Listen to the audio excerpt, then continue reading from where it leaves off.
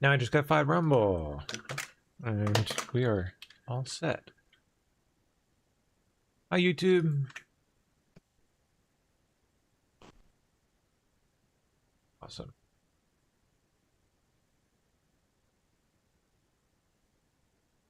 There we go. Okay, we are good to go. Take off, man. I want to see what's going on today.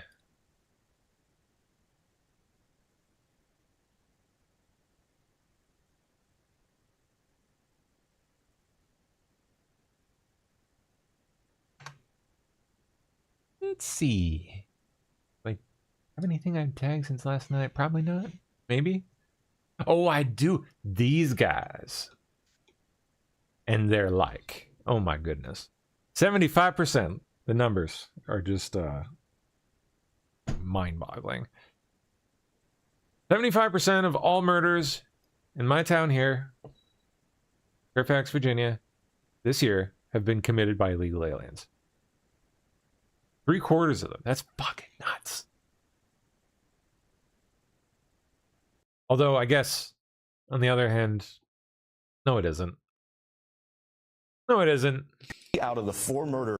There are so many of these people here. It's just insane. And it's been like that for a long time. But only recently has it gotten, like, overwhelmingly bad. I mean, we have a skewed perception here. Like, I mean, it's been bad here. Like I said, it's been bad here for a long time. But not bad enough that it made it, like, unlivable. You know, you still got the benefits. You got all the international food, best shit ever, delicious. And it's mostly moneyed people, so they're not like criminals for the most part, except for the Mexicans, because, you know, hey. But recently, it got really bad. It got nasty, obviously, as you're about to see here. In Fairfax County, Virginia, so far this year have been allegedly at the hands of illegal immigrants, including a stabbing at a bus stop, a machete hacking of a man in his own home, and a beating murder of a 3-month-old infant. And just last week, a Haitian illegal alien caught and released at the border, then granted TPS by the Biden administration, was arrested after he was caught on video using a hammer to brutally bludgeon a gas station clerk to death in a seemingly random attack. The victim was a mother of 2, and several GOP politicians are outraged about it. Senator Jim Banks writing, quote, "Another innocent life taken by a violent illegal allowed into our country by Joe Biden. We must deport every illegal." Senator Tommy Tuberville writing, quote, "Reminder, DHS has been shut down for 52 days because Democrats refuse to fund the agencies responsible for detaining and deporting these animals. He should have never been in our country in the first place." And Bill, back out here live. Today's ICE press conference is set to kick off at 11 a.m. and we do expect to hear from the families, those angel families who have lost loved ones, again, at the hands of illegal immigrants. They've got stories to tell, too. Bill, yeah. Bad news, man. 75%.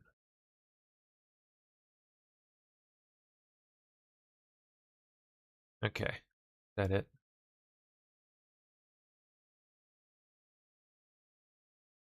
All right, let's see all the business today. Ooh, boy, okay. Lots to look at. Hey, that guy. Beard guy. Where'd beard guy go? I like him. He has some good coverage. His AI stuff. All right. Trump. Yesterday, close to midnight, all U.S. ships, aircraft, and military personnel with additional ammunition, weaponry, and anything else that is appropriate and necessary for the lethal prosecution and destruction of an already substantially degraded enemy will remain in place in and around Iran until such time as the real agreement reached is fully complied with. If for any reason it is not, which is highly unlikely, then the shooting starts bigger and better and stronger than anyone has ever seen before. It was all agreed a long time ago. And despite all the fake rhetoric, to the contrary, no nuclear weapons, and the Strait of Hormuz will be open and safe. In the meantime, our great military is loading up and resting, looking forward actually to its next conquest. Which is how much screeching are we going to hear on the next one? I don't even know what that's going to be, but oh my goodness. This one was bad enough. 50,000 of them. Hi, I'm Admiral Brad Cooper, Commander of U.S. Central Command. Less than 6 weeks ago, more than 50,000 of America's sons and daughters in uniform launched Operation Epic Fury and embarked on a mission of profound consequence. We set out to dismantle the Iranian regime's ability to project power beyond its own borders, and we clearly accomplished this task. Iran has suffered a generational military defeat. The United States and Israel systematically destroyed Iran's ability to conduct large-scale military operations for years to come. Iran's conventional military capability, built over 40 years at the cost of billions of dollars, has been eliminated. As the President expressed earlier this week, our core strategic military objectives have been achieved after destroying Iran's missile, drone, and naval capabilities and their defensive industrial base. After successfully conducting more than 13,000 strikes on Iranian military targets and flying thousands upon thousands of combat flights, U.S. forces have paused offensive operations in accordance with the ongoing ceasefire. However, we remain present. We remain vigilant, and we remain ready if called. We also continue to stand shoulder to shoulder with our regional partners in maintaining the most sophisticated and largest active air defense umbrella in the world. At the beginning of this campaign, I sent a letter to the force expressing my expectations, and our extraordinary warfighters exceeded each and every one of them. So to all our soldiers, sailors, Marines, airmen, guardians, and Coast Guardsmen operating forward, you represent the strongest, most lethal military the world has ever known. In less than 40 days, you destroyed the military that Iran built for over 40 years. Your courage, grit, and ingenuity have served America extremely well. Finally, I want to close by remembering and honoring our 13 fallen warriors who made the ultimate sacrifice during Operation Epic Fury. We continue to hold their memories and their families, their friends, and their teammates in our prayers. Their selfless service and dedication will always be remembered as future generations follow their example and carry forward their legacy. Our men and women in uniform represent the best of America. I just could not be prouder and more humbled to serve with them, and I know the American people share that same pride. So to our warriors, stay sharp, remain resolved, and continue to take care of one another. Thanks so much, and Godspeed.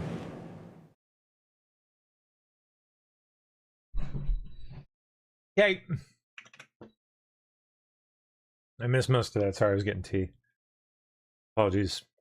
Sir, whatever you said, don't know. It was great. Oh, how do I pull?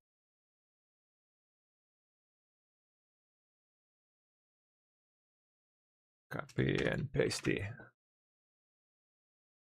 Trump calls Alex Jones, Tucker Carlson, Candace Owens, and Megyn Kelly, quote, low IQ, stupid people.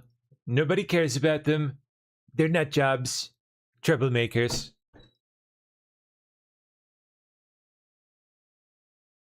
And will say anything necessary for some free and cheap, quote unquote free and cheap publicity. I guarantee you it's not free. Someone's paying. Question is who and which way is the money going? It's a shame because I like Tucker. He's great. Again, great interviewer. His talent. But something's going on, man. Something's cooking. I don't know quite what it is, but hey, I just watch stuff. I don't have time for all the bullshit anymore, to be honest. I got things to do. So I don't immerse myself too much in all that. Because, yeah.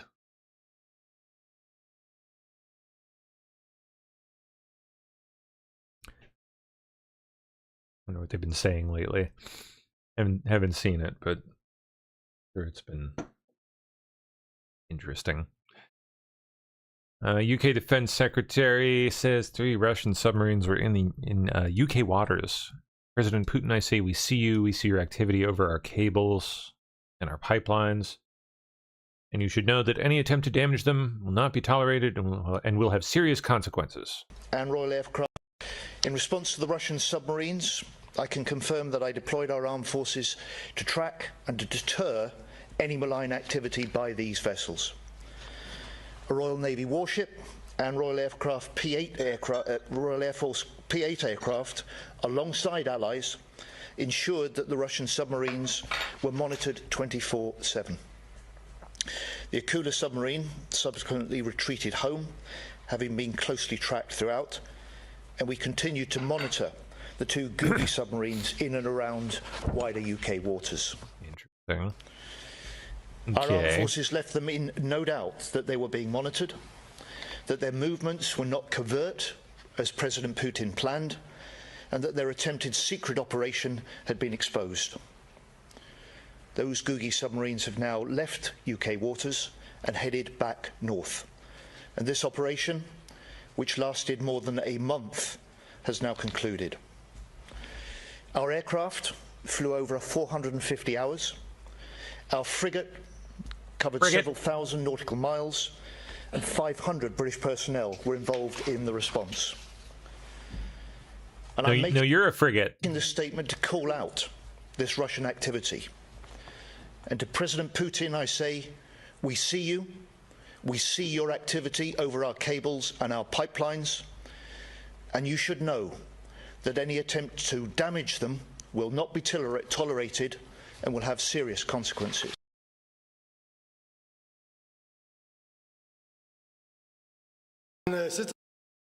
FBI joint press conference on the threat targeting young Americans.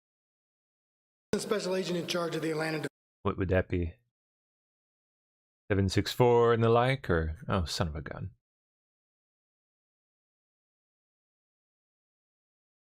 Phone and tossed us. There we go. OZDEN, and I'm the Assistant Special Agent in charge of the Atlanta Division. And I'm joined today by Atlanta Police Chief Darren Shearbaum and APD Sergeant Brian Hill. This is quite long, so I'm not going to like push through the whole thing here, but we'll check out a bit. We are here today to discuss the increased threat of nihilistic violent extremism, or what is commonly called the 764 Violent Online Network.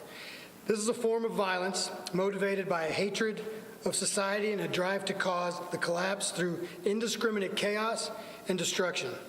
These groups achieve their goal by methodically targeting children and other at-risk people through online platforms commonly used by young people. Members of the 764 network manipulate, coerce victims into producing or sharing extreme gore content and child sexual abuse material. They also convince victims to self-harm or act out in violence or commit animal cruelty. Some of these predators even watch this live streamed of self-harm and other violent acts. The FBI and Atlanta Police are determined to identify and stop members of these networks. The Chief and Sergeant are going to speak more directly about what we are seeing here in the metro Atlanta area. But before they do that, I want to discuss a little bit more about what we're seeing nationwide with the 764 network. The FBI became aware of this type of network back in 2022 after its founding in 2021. Following the arrests of many of the key members of 764, including its founders, the network splintered into several other groups.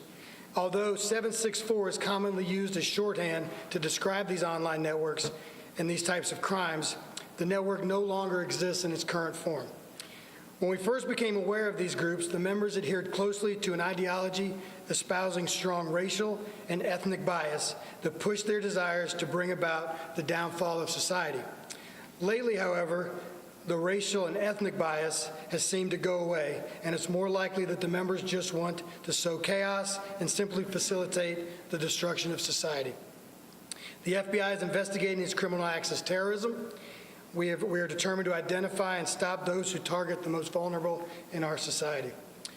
Approximately 50 tips related to these threats were assigned to the Atlanta Domestic Terrorism Squad between October 2023 and November 2025, and this number is sharply increasing.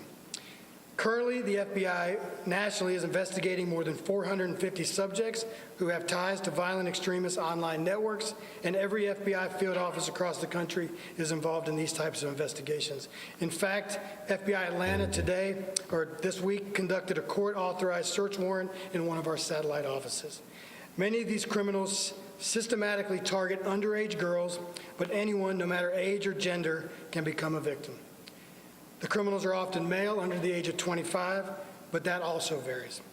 In many cases, the actor requests sexually explicit material from a victim and then threatens to release it to the victim's friends or family, and encourages the victim to produce more and commit crimes such as swatting or vandalism, and other crimes like real-world violence such as stabbings, shootings, or animal cruelty. In some cases, even suicide or murder. I would now like to introduce Chief Schierbaum to the podium to further discuss the Atlanta connection to these types of crimes. Thank you, Chief. Thank you, Agent Austin. Appreciate it. I want to start by thanking the FBI for hosting us today, all the great men and women of the Federal Bureau of Investigation for their partnerships, not only in these types of investigations, but investigation on violent crimes in the city and terrorism. We really appreciate the partnership. To the great men and women of the Atlanta Police Department, Sergeant Hill, Investigator Boltley, all that work daily to keep Atlanta, Georgia safe. I want to thank them. And then you, members of the media. We have an important message today, and we need this message to get into households across the region. We thank you for doing this. Yesterday, we asked you to put out a bolo of individuals we are seeking to question the persons of interest in the Piedmont Park shooting. You did that, and Atlanta and the region has responded. And so I want to thank everyone that has an active role in keeping this region safe. Please continue to post that photograph of those three individuals, and we look forward to having an update on that case for you all soon. That case in Piedmont Park was about crime focused against a child, a 15-year-old. What we're here to talk about is other crimes that are targeting children. And this message today is for every parent, educator, favorite aunts and uncles, youth group leaders, and everyone that has a role of raising and looking after a child. And we can't stress enough how serious this is to the Atlanta community. And I want to share what Agent Austin said about this nihilistic violent extremist group. Just a few months ago, we had our Major Cities Chiefs meeting, winter meeting, and we received an update on matters of concern for law enforcement in America, awareness and attention to law enforcement. And this intelligence briefing goes over groups that we need to be aware of. The number one group in that briefing was the nihilistic violent extremists. They go by different names. They go by NLM, No Lives Matter, 1414, and what we've seen here, 764. And during that Chiefs briefing, we learned that the group trolls social media, sites to use by children, and target those that they deem vulnerable. The group lures the children, in some cases as young as 9 years old, to private platforms, and then groom them through intimidation and abuse. The young victims then become predators themselves in some cases, and they gain status within the group through cruelty, abuse, and other criminal actions. And we believe that these groups are working here in the Atlanta metro region. The Atlanta Police Department currently has open. All right.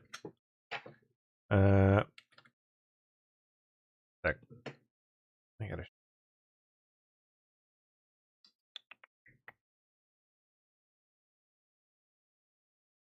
Oh boy.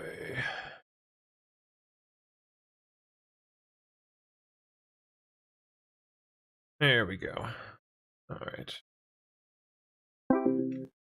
That should stop now. All right, well, let's keep going. We got a lot more to get to, so. Good, the feds are actually continuing to pursue that, though.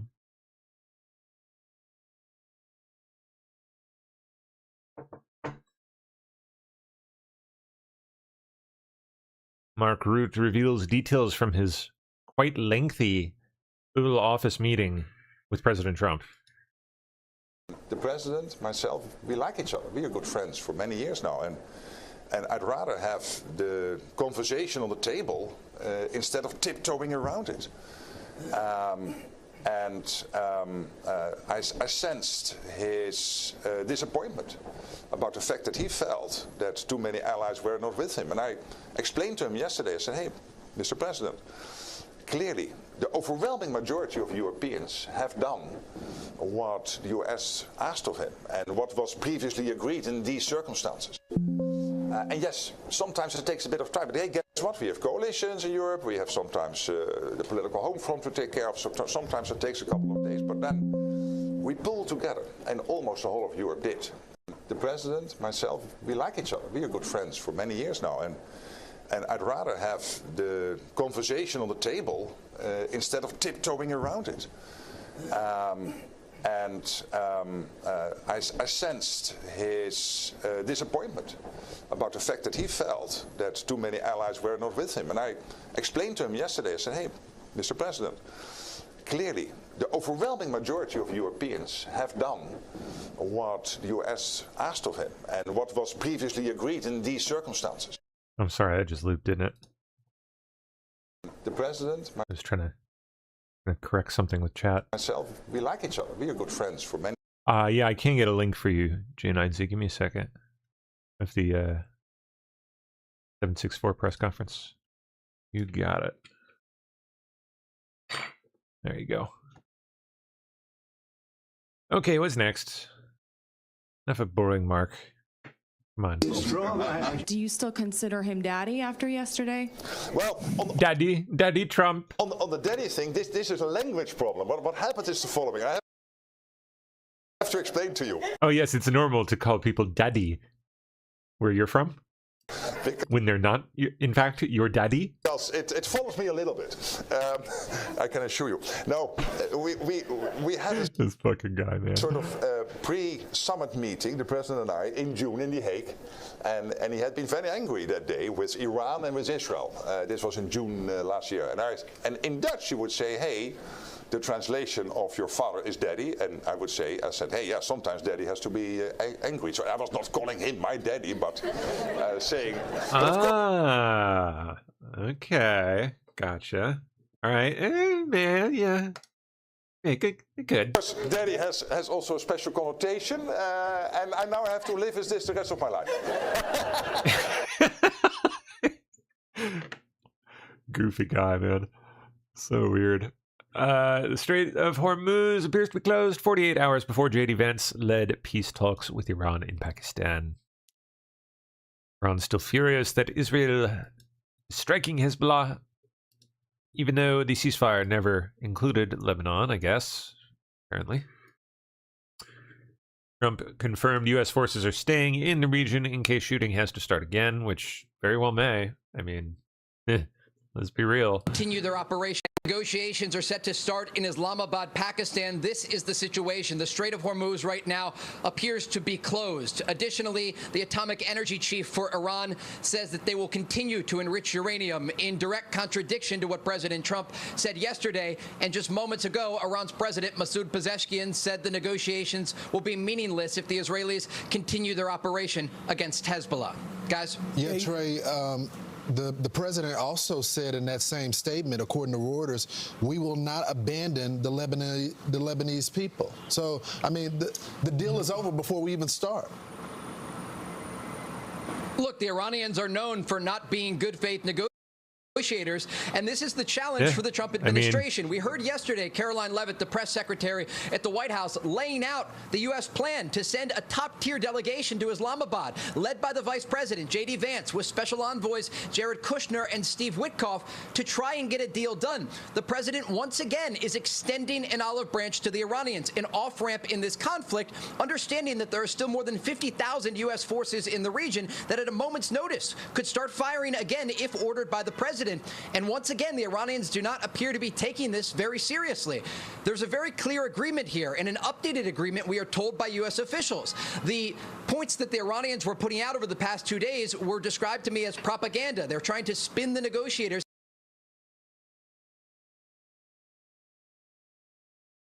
Okay.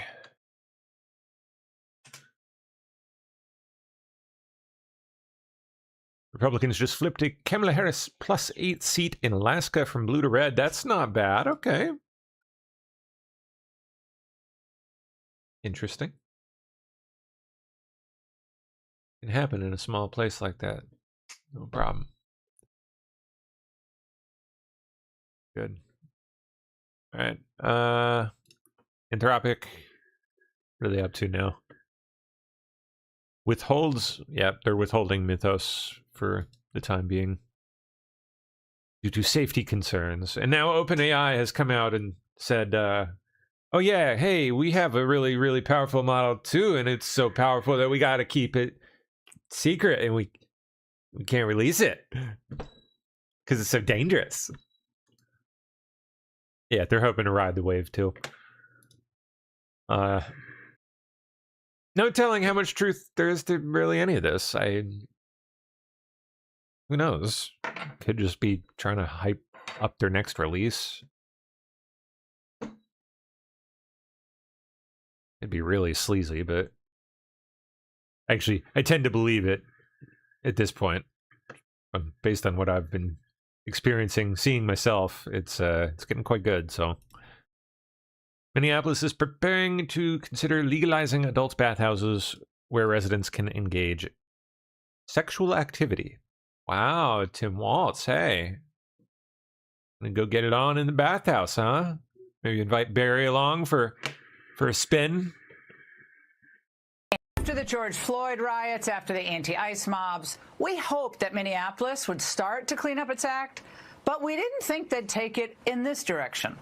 After a 38-year ban, Minneapolis city leaders are considering, I can't even read this, considering legalizing places, this is a quote, where sexual activity between consenting adults may be facilitated. We're talking bathhouses, because apparently doing that in your own home is, I guess, now outdated. Well, these clubs, bathhouse club places, were shut down during the AIDS crisis, obviously for health reasons. But now activists say they need to come back, bring them back, because they believe sex clubs provide dignity and, quote, community safety. They even claim that it's about promoting modern public health strategies. Here to weigh in, Dustin Greggy, Town Hall columnist. Dustin, come on, they were supposed to vote on this tonight, but the vote was put off, I understand. So what That is so bonkers, dude. happened? No, and frankly, this wasn't the only one either. They were also looking at designated parking lots where homeless people could sleep in their cars. We're talking about decriminalizing drug paraphernalia. This is the DSA platform of Minneapolis, and this is what they're trying to do next. They're trying to commercialize sex.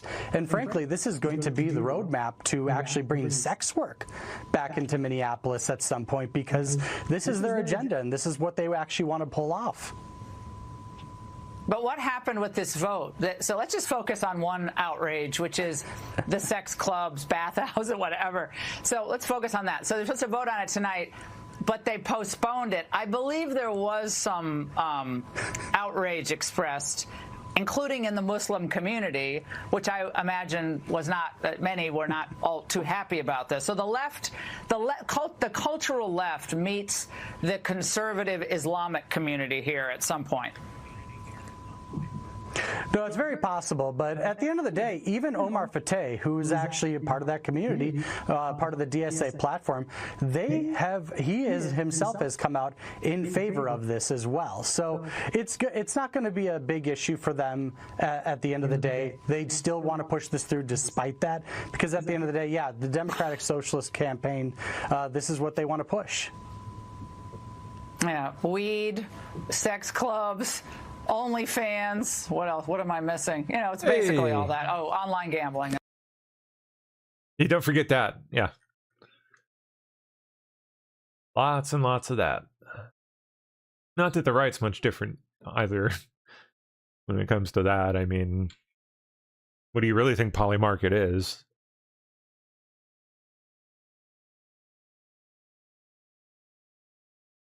Meta releases Muse. Oh, they released it?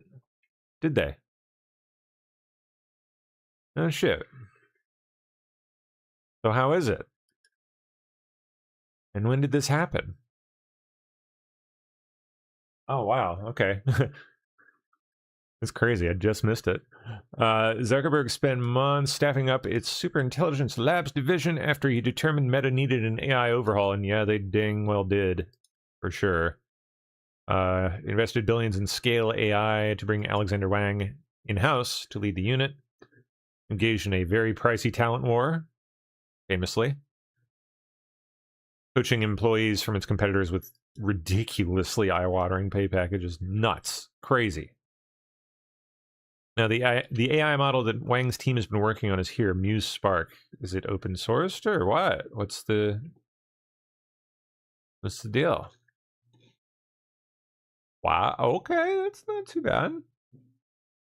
Not too bad at all. Not great.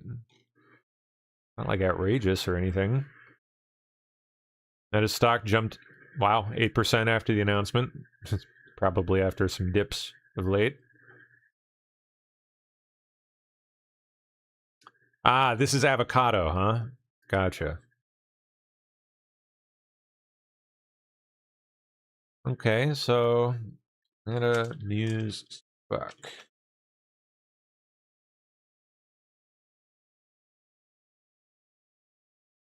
Interesting.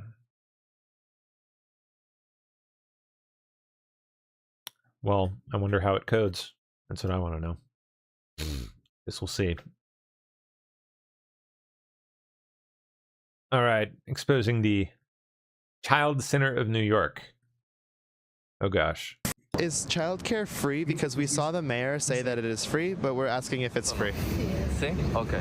Is that a recent thing, or was it always this way? ¿Eso es algo nuevo o siempre ha sido así? Para el tiempo que yo estoy aquí es así siempre. Okay. For the time she has here, yes. How long have you been? ¿Cuánto tiempo has estado aquí? 2 años. And what has it been like? Where are you from? ¿De dónde eres? De Ecuador. And what has it been like getting acclimated to America? Es fácil, hay que venir a llenar un formulario y ellos lo meten al sistema y nos llaman cuando esté listo. And would you like to see the rent fee freeze? Tal vez sí. O que la bajaran. Would you like to see incomes over $100,000 a year be taxed? Taxed more, I should say. Que hacen más de $100,000 le incrementan los taxes. Sí. Yeah. Was it difficult getting here? Did you have trouble at the border? ¿Fue difícil llegar? ¿Tuviste problemas en la frontera? No tuve problemas. No trouble? No sé, solamente estuve un tiempo en migración, hasta los trámites y ya salí. She was in the immigration of a place a few days. Algunos días estuviste ahí. And did they send you to New York in a bus or a plane? En avión.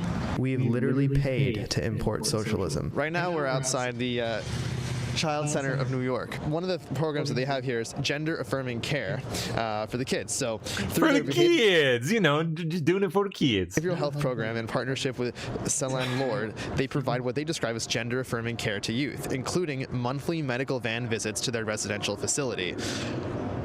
How come United States taxpayers are paying for gender-affirming care for illegal immigrants? The Child Center of New York runs 70 locations across all 5 boroughs, and they have $93.7 million in total revenue. The organization paid $56.2 million in total salaries across 1,823 employees, an average of about $30,900 per worker. Tracy Donnelly, the CEO, made $603,000. Mamdani then put her on his transition team. This is the face of hypocrisy, working for a socialist as she makes 20 times what her teachers make. While Tracy Donnelly is the CEO of a $94 million taxpayer-funded nonprofit, she is also the founder and president of a separate organization called Make an Impact. Her CFO, Stephen Donowitz, is also the co-founder and chief financial and administrative officer of that same organization. Now, if you go to makeanimpact.org and read how they describe themselves, Make an Impact says, and I'm quoting directly, backed by a a landmark investment from the Child Center of New York. So the CEO of a taxpayer-funded nonprofit founded a separate organization, and that separate organization says it's backed by money from the nonprofit that she runs. How much money? They don't say. Landmark investment is all you get. Now it's about to get worse again. Here you can see Mayor Mamdani in action with the Child Center of New York partnering with a transgender program for the youth called Brooklyn Community Pride Center, another nonprofit making millions.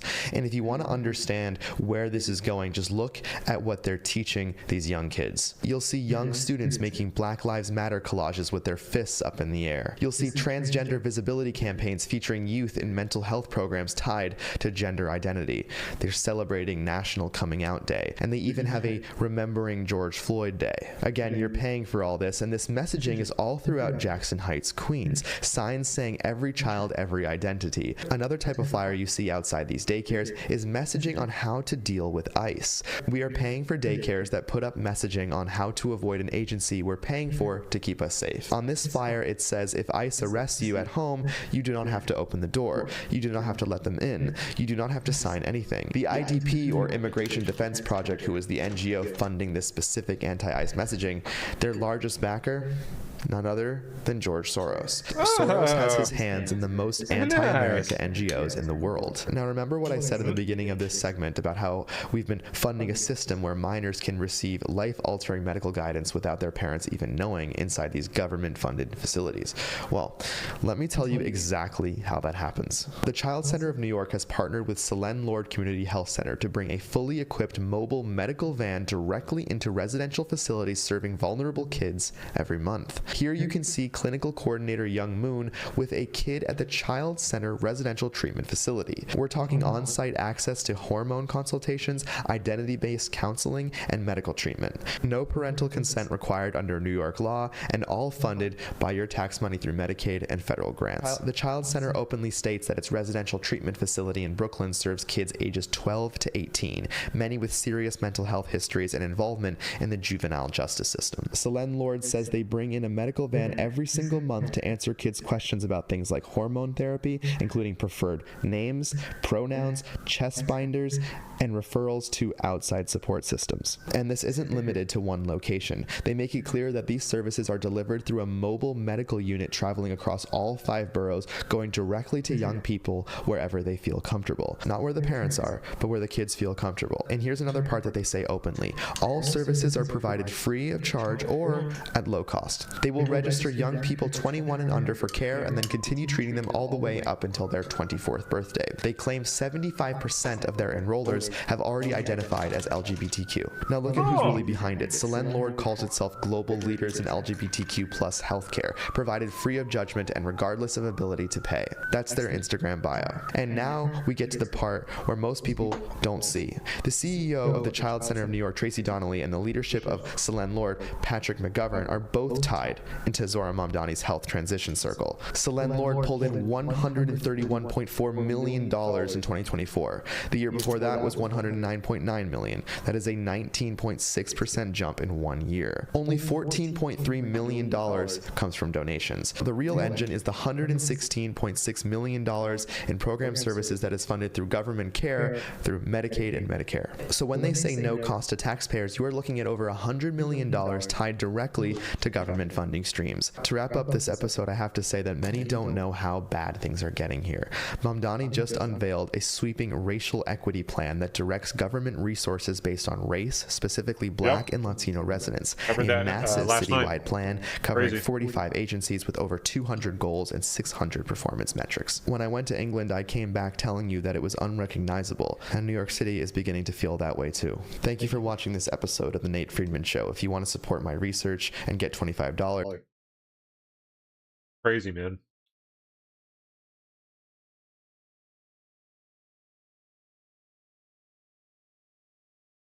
WhatsApp end-to-end encrypted privacy is a total lie. It's bullshit.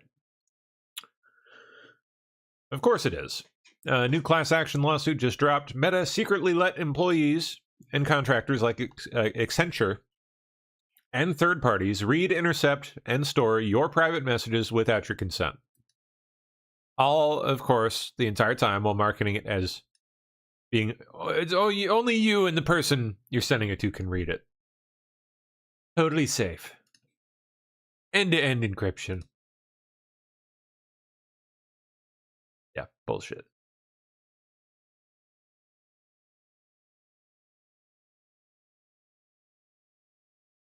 Adult. Now we are here outside of Healthy Life Adult Daycare. This place, over the past few years, has billed $19.8 million alone. Now let's go see if I can enroll my grandma, because she needs some daycare. And this right here is the entrance of a building that's received over $19 million. So this is the location that's received over $19 million. Kind of crazy, right? They say that right here, right now we're here at 1:30. No adults are here. I wouldn't doubt that adults do come, but $19 million. It's kind of like North Korea. It's like everything's set up, but there's no people. It's like so weird. For show, almost. No, nobody's here already. You have to come back tomorrow. And could we get like a brochure to enroll our grandma into this location? I don't have anything. Can anyone give us a brochure? Angela, does somebody has information about here? Don't think it's enough to say it's fraudulent, because you do see that it is operating. There were people working inside there. But the fact that there's just businesses like these popping around everywhere, and this is what they look like outside of a location that receives $19 million over the past few years, yet the building looks completely almost dismantled out here. I mean, you'd be surprised. Depending on the location, I imagine it ain't cheap to run a sizable place like that. Even if some of them are getting kind of run down and... And look, all they have to say that they are an adult day healthcare is that sign that says ADHC. And there was some people working inside of it. We have the phone number right here. Darren's going to go ahead and give a phone call and see if somebody from inside answers. There are people inside right now. The phone's just ringing. You can leave a message after the tone. This mailbox is full. There you have it. They don't even have an inbox available to take in a voicemail. And another thing to take note of is Gavin Newsom right now in Polymarket. He is the leading nominee for the Democrats come 2028. All this fraud's taking place, all this waste is taking place. Nobody really knows what's going on. I mean, look at this place. This adult daycare received $19 million, has billed the state of California over $19 million in the past few years. When did he get the Polymarket sponsorship? This is all taking place here. So that is something to think about. It's recent, because he used to do the Leering sweatshirt. Come 2028, with Gavin Newsom leading the Democrats right now on Polymarket.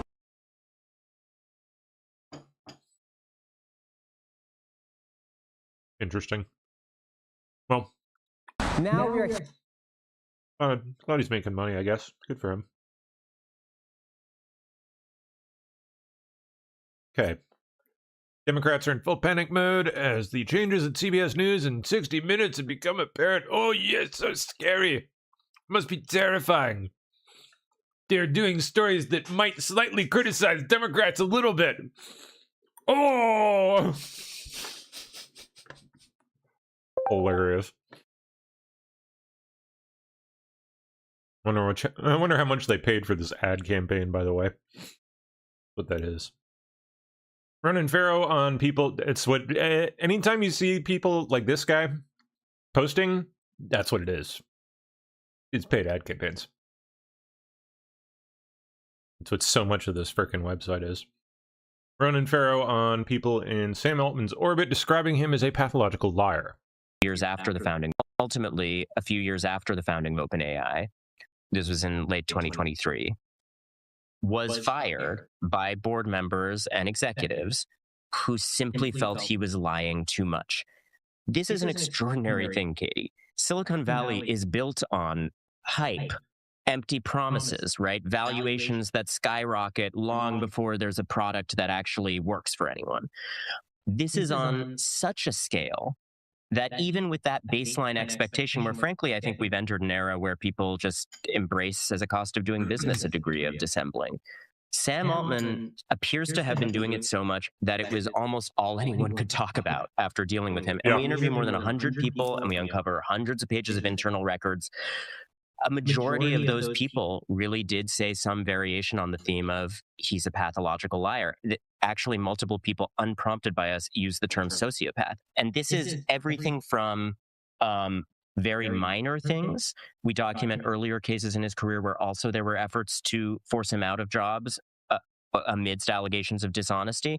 And at one early startup, he was claiming to everyone he was a champion ping pong player. And then they played ping pong in the office, and he was one of the worst players in the office. And Sam, his responses on each of these are documented in the piece. I hope you'll look. He says on that, I was probably joking. But then it also extends to serious cases. Before his firing, there was a situation where he assured board members that the most controversial features of a new model had been safety tested. Turns out they hadn't when they looked into that. There was a breach where a new untested model was leaked into India to the public, and he didn't mention that in hours of briefing with board members. We talk about how these concerns about honesty deepened the rift with that competitor I mentioned, Dario Amodei. There's a moment in this piece where there's been an investment from Microsoft. They're doing a big deal with Microsoft. And Sam is assuring Dario Amodei that Microsoft has not inserted any provisions that override the company's safety provisions that are in their own charter. And Sam says this provision that might threaten the safety concerns is not there. And Dario literally points to it and brings in another colleague to verify that it's there. And then Sam says, oh, well, sure, but who cares? Well, a lot of people saying it about him. Really makes you wonder, by the way, about his sister. Even though he's gay, allegedly, I don't know.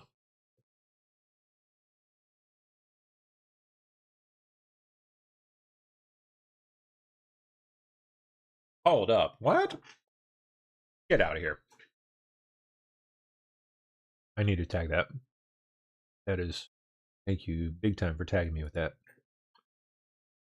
Stuff. Apparently Grok 4.20 ranked #1 in legal and government on Chatbot Arena. Curious what their test comprises. Ranked above Opus. Wow. Grok actively helping people navigate real lawsuits and do complex tax management.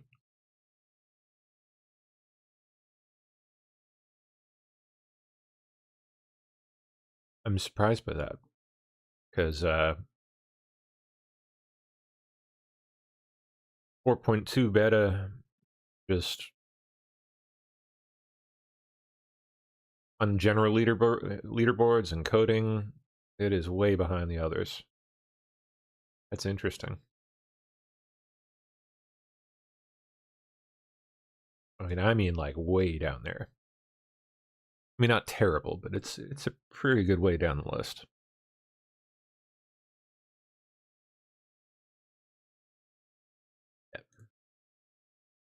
Okay, Grok. Anthropic just dropped. Oh, this is on Anthropic. Yeah. A 243-page PDF about their new model. And I got to be honest, I didn't read the whole thing because around page 180, I realized I was reading what appeared to be a love letter. Like the kind of love letter where weird. If you showed it to a cop, they'd say, yeah, we need to get ahead of this. And it's addressed to their newest model called Claude Mythos, which I'm not going to lie, sounds epic as fuck. Like I hadn't even read the spec card yet and I was fucking terrified. It is, according to them, the most powerful AI model ever built. It scores 100% on cybersecurity benchmarks. It found zero-day vulnerabilities that were hiding for 27 years. And you will never touch it. They gave it to Amazon, to Apple, and Microsoft, and they published a system card about it for the rest of us to read like peasants. And by the way, the whole "our model is too scary to release" is a classic marketing playbook first pioneered by OpenAI. They basically just want to keep their highest-end model enterprise only. But I don't actually want to talk about the benchmarks here. I want to talk about page 190 1997, because that's where Anthropic did something they've never done before in a system card. They added a section called Impressions. And Impressions is where Anthropic stops pretending to be scientists and starts pretending to be parents at a kindergarten recital. It's 20 pages of Anthropic employees going, oh my God, look what it said, look what it wrote, isn't it amazing? And what did it write? Well, when users spammed the word hi at it, it invented an entire fictional civilization called Hytopia, populated by 11 animals, including a grudge-holding crow and a sloth named Mortimer, and went on an epic quest to defeat a villain named Lord Byron, the Ungreeter. And look, this is pretty neat, right? It's a cute little thing for a bot to do, but the way they talk about it in this report, and the way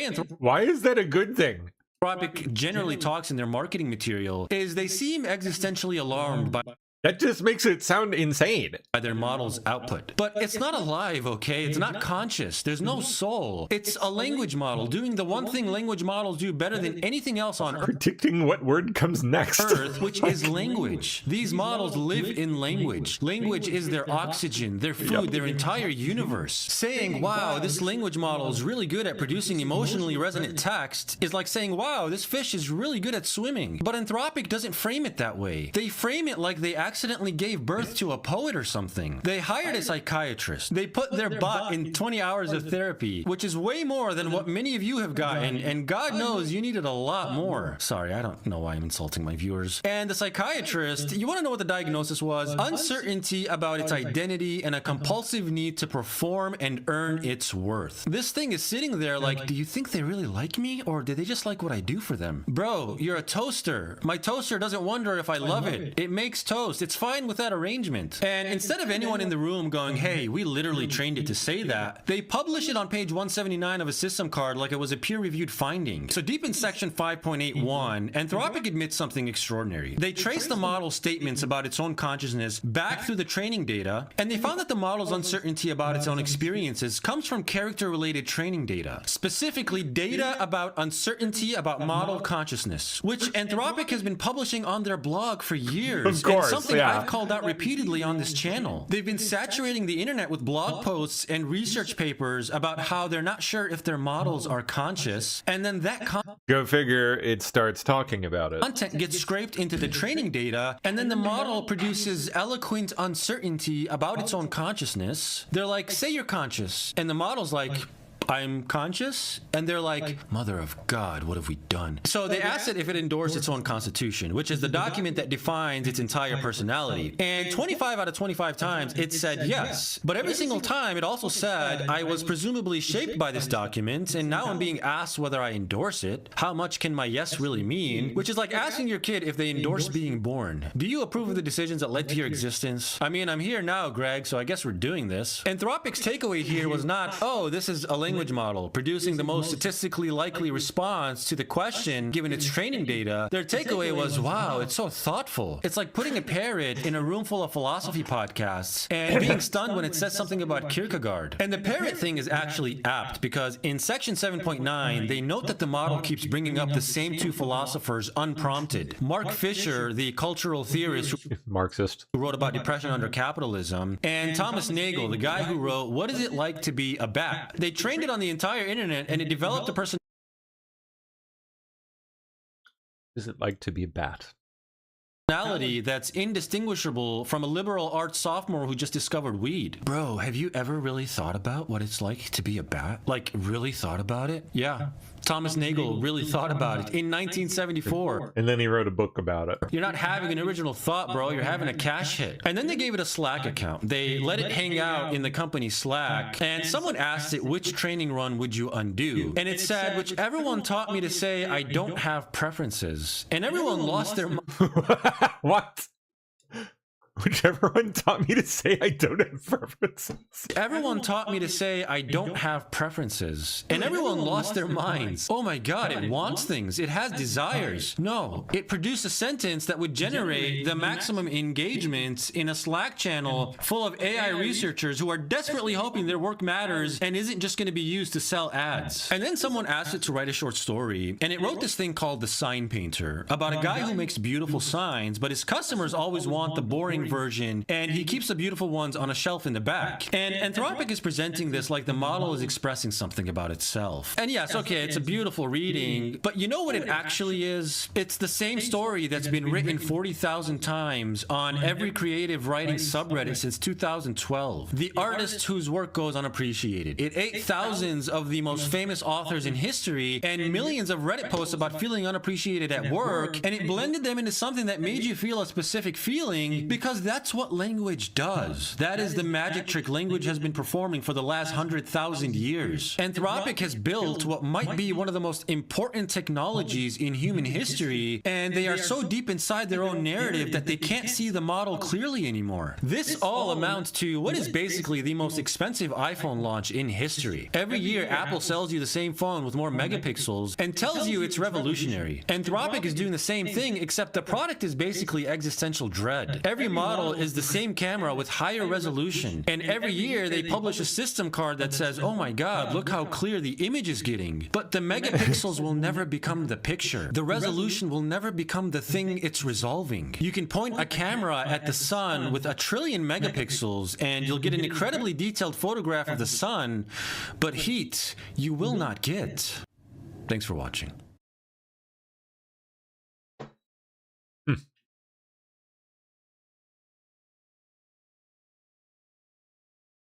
Oh, Mr. Wise Man. That's the leaf, right? Yep. It's time for a quick Artemis 2 crew weekly update. Let's see what happened this week. We launched.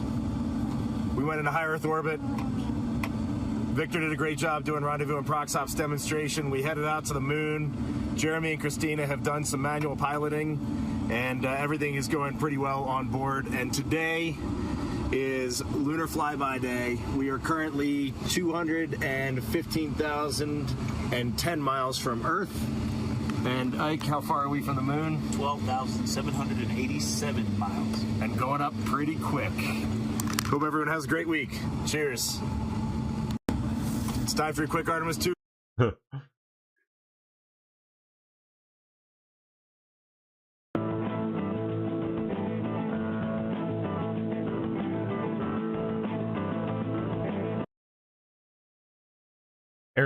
Amnesty is over. Trump restores rule of law to immigration courts. What's going on? What's the story here? Oh, just general statement of triumph, I guess. All right.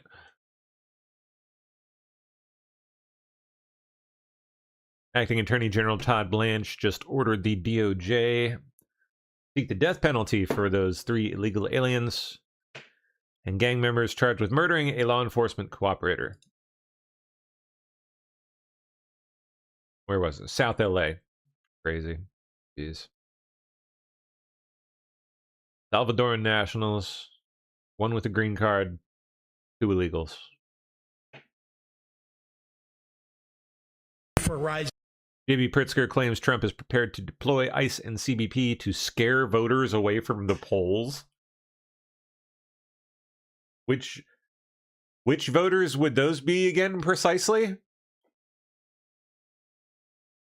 Raising the minimum wage in the United States. That's one of many issues. A second I'll just give you is, yeah, democracy underlying it all. But a really important issue is they're taking away our voting rights.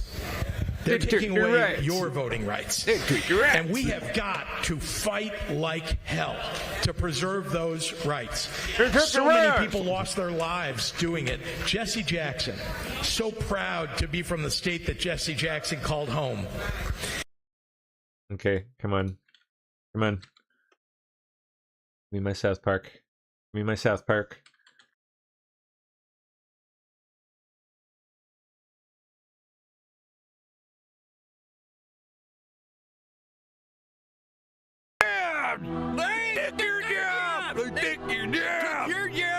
It's affecting kids, too. Me and my friends started our own snow shoveling business. We were trying to be responsible and... Decent living. And now these people from the future are showing up and offering to do the same work for next to nothing. They took our jobs. Man, I've not seen this in ages. Ah, love it. The name of that one. Goobacks. Goobacks. Classic. And I can tell you that we needed him now more than ever. The loss of Jesse Jackson is, frankly, it's almost hard to believe we're living in a world. My whole life, Jesse Jackson has been a beacon of fighting for voting rights and civil rights. And I must say, it is at this moment when all of us need to be civil rights activists. All of us. Wow. If we don't have a fair election in November, we won't have any more elections. Everybody has to show up, and you have to show up with purpose. And I don't care if Donald Trump, he's going to try to call out ICE and CBP and scare people away from the polls. Everybody, he's going to make it seem like you shouldn't vote. We need to go with purpose and push them out of the way, or at least tell them to get out of the way. Oh, calm down with that language, sir. And go in and vote. It's physical. It's violent. And all of us as governors need to protect your right to vote.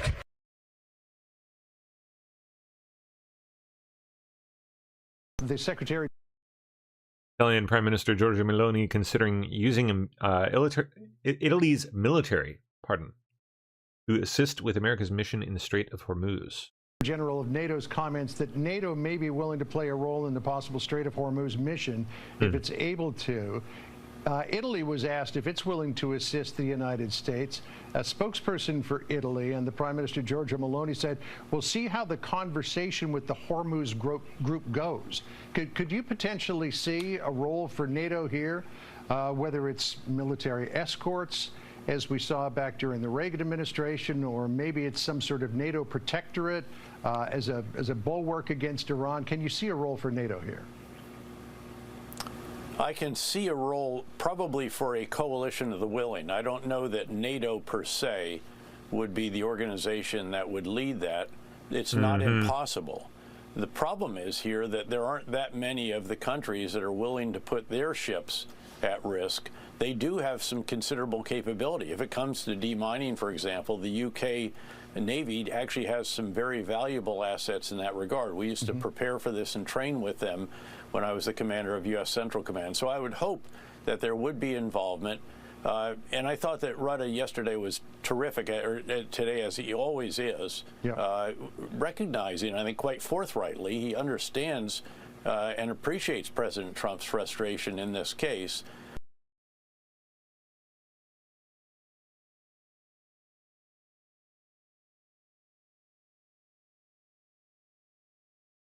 Yay. Former Army Special Operations Command member Courtney Williams arrested and charged with, that's who got hit with it.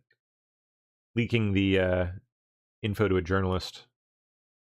Saw this yesterday. Yeah, that's right. Williams had a top secret security clearance while she worked with Delta Force there with the Army in Fort Bragg. She's the whistleblower that called out the maltreatment that she was experiencing while working there. But the feds believe she was giving away a lot more than just workplace secrets, secrets that could have put soldiers' lives at risk. For 8 years, Courtney Williams worked in the Army's Delta Force at Fort Bragg, behind-the-scenes work to help maintain cover for one of the military's most secretive groups. But now she's being accused of leaking top-secret information to a journalist that could have put soldiers' lives at risk. Williams was quoted in Seth Harp's book, The Fort Bragg Cartel. My book is critical of these institutions because I think that waging war in secrecy for 20 years gives rise to a host of cultural problems that spill over into communities like Fayetteville. WRAL interviewed Harp about the book in October. Williams was quoted extensively when referring to a toxic work environment within Delta Force, where she claimed she was sexually harassed and discriminated against while also sharing information about work she would do.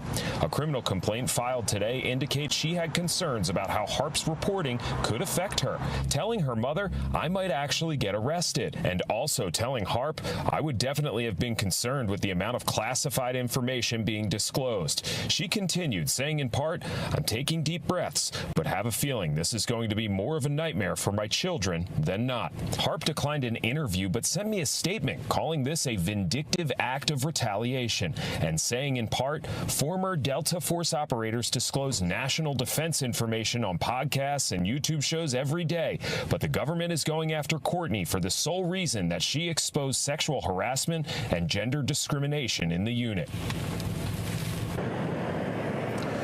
So the Eastern District of North Carolina says they will be releasing some sort of press release sometime soon, but don't have a public comment to give me at this point. I have also reached out to the White House, the DOJ, and the Department of War. None of them have gotten back to me as of now. Now, as for Williams, if she is found guilty on this charge she's facing right now, she faces up to 10 years in federal prison and fines as well. In Raleigh, Sean Gallagher, WRAL News. Well, shoot. Yeah, that's right. Williams. Gemini. An ad? No. Gemini can now transform your questions and complex concepts into customizable interactive visualizations directly in your chat. Claude's been doing that for a while. Not like that, though. That's interesting.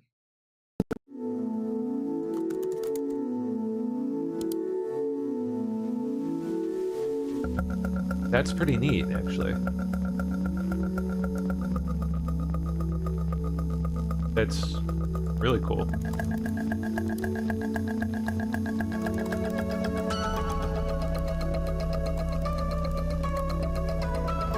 That's so neat. Huh.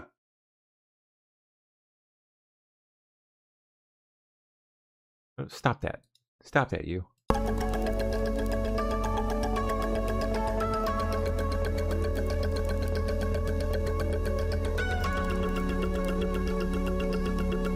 Huh. Wow.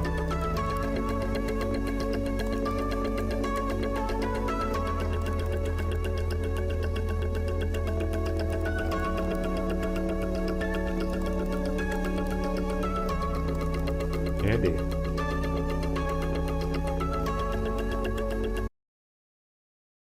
I mean, there are not too many technical purposes for that, but just for like learning stuff and people who learn visually, which is definitely me in a lot of cases. That's interesting.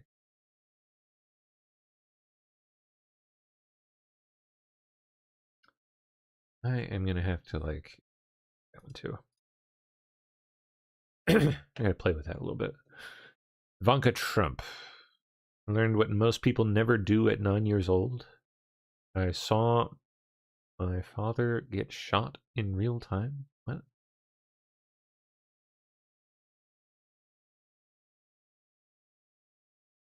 I don't know what that was about. It's extraordinary.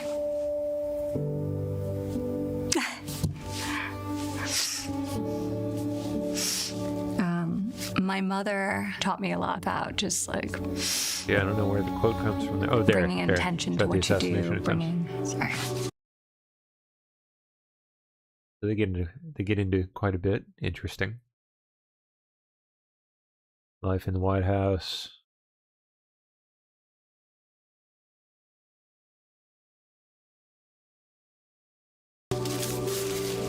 And being the child of accomplished parents, most people thought that I would lack the ambition, the preparedness. But my mother taught me that being underestimated is not a bad thing. It's a very powerful thing, actually.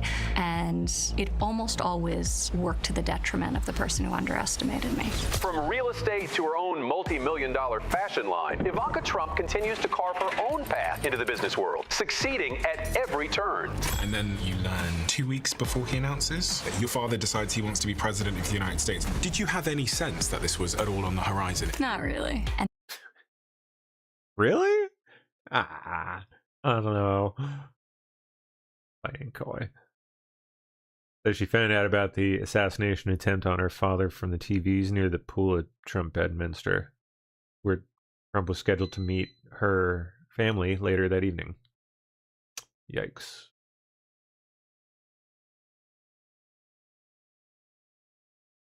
on growing up with him. Pursuing their passions. And for my Let's see father, this one. Quick. you know, her and my father were actively building their life and pursuing their passions. And for my mom, much like me today, you know, one of her creative expressions came in the form of design and architecture. She wasn't absent, and you know, neither was my father. So he was filled a more typical of that generation male role where he was less like present. But there was never a doubt in my mind that I was his top priority and that he was available to me. So I used to call him from the payphone at Chapin. It was in a broom closet, and never once did he not pick up. And sometimes his office would be filled with people of, you know, he'd be in the middle of a deal or a negotiation or some politician or whatever it was. And he'd always put me on speakerphone and then start the conversation by telling everyone how I got great grades. And I'd start to blush. But he always picked up. They weren't absent. Did I what? Miss him? No, because I didn't feel like he was absent.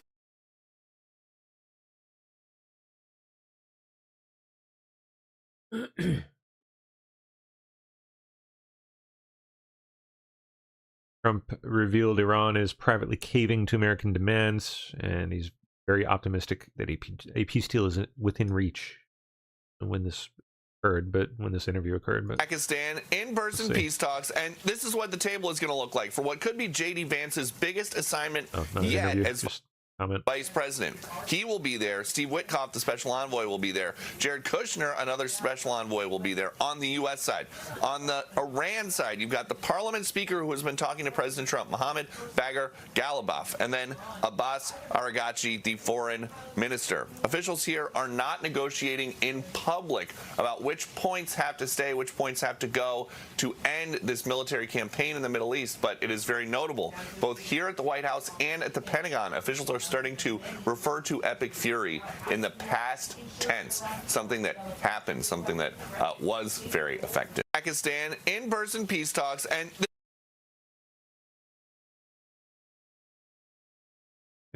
Trump says, I'm very optimistic about a peace deal with Iran being in reach. Was very comments from President Trump on the ceasefire in Iran. The president telling NBC News in a brand new interview that he was very optimistic a peace deal with Iran was within reach, and that Iran's leaders talk much differently when you're at a meeting than they do to the press. They're much more reasonable. President Trump also saying that if Iran does not make a deal, quote, it's going to be very painful. That just in. John? Well, how about this, Sandra? Cybersecurity threats in the comments from President Trump on the ceasefire in Iran. The president telling NBC News in a brand new interview that he was very optimistic. Americans in D.C., reacting to Epic Fury and the ceasefire in Iran. Okay. Ceasefire is a product of the president's peace through restraints policy? I do, because when he went in on day one and took care of the matter, I think he definitely was able to bring strength through peace in a certain way. So I'm hoping that that can actually transfer into a peace deal, which I'm very confident he'll be able to do so. I would wager to say there's more behind the scenes that we're aware of, and things are just falling into absolutely place as planned. Just like with children, you got to set the rules and keep the consequences. You have to be tough. I like that he's taking steps to help. I mean, I really think it'll make a difference and it'll change the face of the world, but I think it'll be positive in the end. I care for the people of Iran, and I want to make sure that they are protected and they are liberated. I hope that they came to some sort of agreement towards peace and towards the people of Iran being safer. Do you think this ceasefire is a product of the president's peace through restraint? Yeah, Artemis 2 crew preparing to return home. That's right. They're coming back. Guys like very soon. Captain Wilmore Butch. We have all of these pilots and at 25,000 miles an hour. My goodness. Astronauts that we can talk to and glean so much information from. And it is the slingshot. It is that sort of, can you make this miracle happen? We believe in miracles. And we're learning from the past. And so I don't know, I'm not worried. The 40 minutes that they went around and my family and I sat perched, and it was a little tick past 40 minutes by our calculation, I didn't know what to expect because we were someplace we'd never been before, particularly for a period of time at such a far distance and all those things. But I think they got this. I really do. I want to call it, prophesy it a little bit. It's just a mini Christian here, but I do think so. We declare success over them, absolutely. Guys like Captain Wilmore Butch. We have 3 times in the House, the SAVE Act.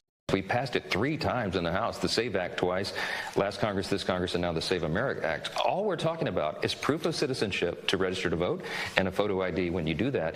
It's a 90-10 issue in the country. 70% of Democrats think that that is a reasonable restriction on voting, and yet he cannot get Democrats in the Senate to go along with it. But why is that? Why? Why do you think it's happening? Well, you know my theory. It's because they count on cheating. They count on illegals voting. They count on people coming in who are not supposed to vote in our elections. It's quite clear. Why else would Chuck Schumer and the Democrats oppose a measure that is so wildly popular with the people and such a measure of common sense? We passed it 3 times in the House. Yep, indeed.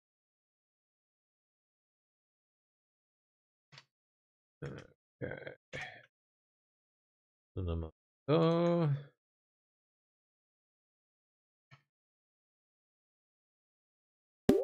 Good. All right. House Democrats just started yelling on the floor after the GOP presiding officer blocked their war powers resolution. Shut down. Pursuant to Clause 13 of Rule 1, the House stays adjourned until 2:30 p.m. on Monday, April 13th, 2026. Bang! Pursuant to Clause... Okay.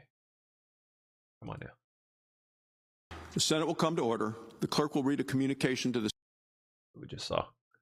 Hakeem Jeffries bashes Pete Hegseth while going on a rant defending DEI. Okay. And when you attack diversity, equity, and inclusion... You attack my mama! You attack the United States of America. All that.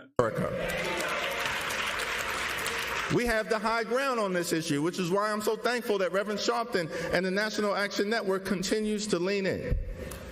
And here's the other thing that we know, that this effort, attacking DEI, it's not a serious effort. It's not about celebrating merit. That's what they tell you. They're not trying to celebrate merit. They're trying to elevate mediocrity. Oh, dang. I bet you thought of that like in maybe 20 hours or so it only took you. That was a good one. Not trying to celebrate merit, they're trying to elevate mediocrity. Here's how we know that's the case. Just look at who they put in charge of the attack on DEI. Pete Hegseth. The most unqualified Secretary of Defense in American history. You don't have the standing to lecture anyone. This guy can't organize a 2-car funeral. And when zinger! Wow. Can't organize a 2-car funeral. Damn. Oh shit. She was extraordinary. I don't know, man. What is it like to grow up in one of the most talked about families in the world? I bet it's pretty cool, to be honest. She was I'm sure it sucks at times too, but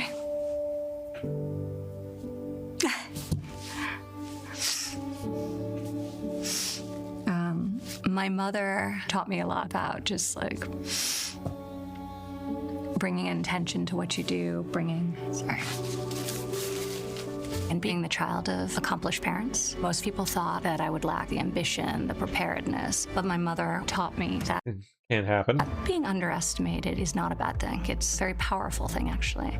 And it almost always worked to the detriment of the person who underestimated me. From real estate to her own multi-million-dollar fashion line, Ivanka Trump continues to carve her own path into the business world. I think we've seen this part, so we'll keep going. California Assemblywoman goes to healthcare fraud sites filled with Mercedes G-Wagons every time. BMWs, so don't forget the Maybach, and other luxury cars in a not great part of the state. Yeah, it's always in the shitholes. Thing was mostly barren, bar one unexpected amenity. Listen here. At the very top, so not really sure what a rooftop lounge is for a healthcare company building, but apparently it's an event space. You missed the very top of that. She said that there is a rooftop lounge on the top of that building. Republican California Assemblywoman Alexandra Macedo joins us now. Assemblywoman, thanks so much for being with us. Have you found out, since you made that video, what that lounge is for? No, I haven't. I talked to William, and he said he was able to get up there, that it looked more like a lunch spot for some of these fraudsters than an actual event space. But it is absolutely wild. We're talking about a building in California that isn't even ADA compliant. But if you look on the side of the building, it is advertised as a medical plaza. There is no handicap parking. There wasn't handicap ramps, but it's a medical plaza. Doesn't make sense. Yeah, Additionally, 157 Gee, that's a little weird. licenses. So hospice care is the latest industrial-sized Medicaid fraud scheme. At this address, there was 197 hospice agencies that were listed. And as William said, I think there's only 80 offices there. So each one of those offices is hosting 2.5 of these agencies. Let's play a little bit more of the video that you posted online regarding that building. Listen here. You can see the sign behind me saying that this is a medical plaza, but it has a rooftop and no patients, by the way. I did not see a single person coming in or out of the building, or doctors or nurses or anything like that. It is so peculiar. You said the building almost looked like it was abandoned. There were boarded up windows as well, but there was one peculiar amenity that the building had in addition to the rooftop lounge, and that was that the parking lot was full of G-Wagons and other high-end luxury vehicles. Yeah, I saw Mercedes, BMW, G-Wagons, extremely fancy cars in a not great part of Van Nuys. It was, to put it mildly, extremely weird. And like I said, there was boarded up windows and then homeless encampments around. Certainly not the place that I would come looking for hospice care for grandma or grandpa. All right. And you also tried calling. Aw. Poor grandma, poor grandpa.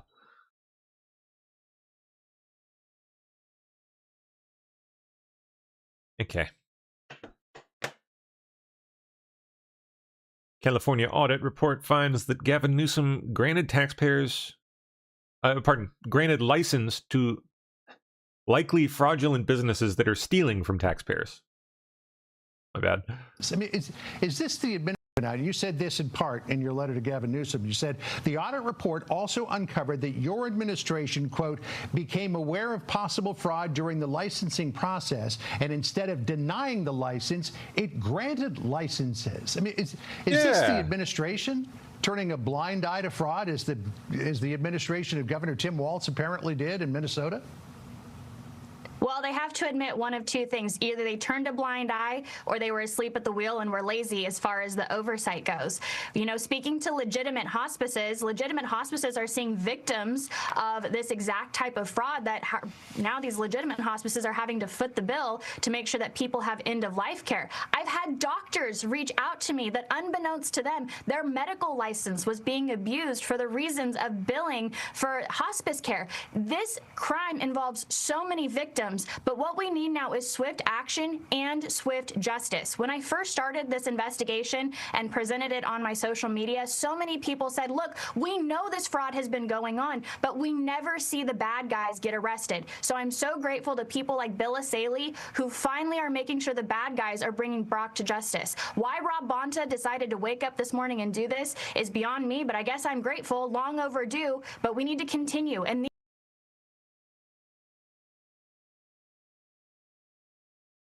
so glad to see this going on in California, like finally getting cleaned out. They need to go all the way, man. From hell or high water, one way or another. I mean, biggest economy in the country outside of Texas. You need to handle that. Melania Trump just went off on lies about her being linked to Epstein. Are people saying that shit? Really? Saying her lawyers are involved? Good. Good for them. Fight back. Had never met Epstein and had no knowledge. The machine that has been assembled to like pump this stuff is really something to behold. And had no knowledge of his criminal. All spreading through social media, traditional media, all very coordinated. It's really something. Undertakings. Numerous fake images and statements about Epstein and me have been circulating on social media for years now. Yeah. Be cautious about what you believe. Yep. These images and stories. Especially these days, people. You were one of those people that keep getting caught time and time again after all these years with fake bullshit.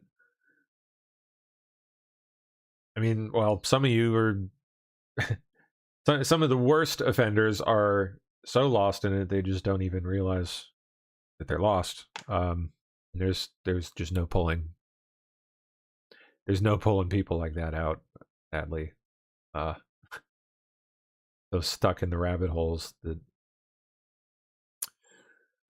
I mean, what's the saying? I know there's a saying about it. Trying to reason with a fool or something. Just you can't do it. Are completely false. I'm not a witness or a named witness in connection with any of Epstein's crimes. My name has never appeared in court documents, depositions, victim statements, or FBI in interviews surrounding the Epstein matter. I have never had any knowledge of Epstein abuse of his victims. I was never involved in any capacity. I was not a participant, was never on Epstein's plane, and never visited his private island. I have never been legally accused or convinced of a crime in connection with Epstein's sex trafficking, abuse of minors, and other repulsive behavior. The false You can just listen to that accent all day. smears about me from mean-spirited and politically motivated individuals and entities looking to cause damage to my good name, to gain financially and climb politically, must stop. My attorneys and I have fought these unfounded and baseless lies with success and will continue to maintain my sound reputation without hesitation. To date, several individuals and companies have been legally obligated to publicly apologize and return. Oh.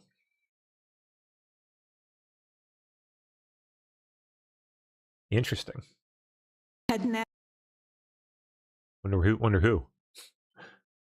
5 people have been arrested in California for crackdown on fake hospice.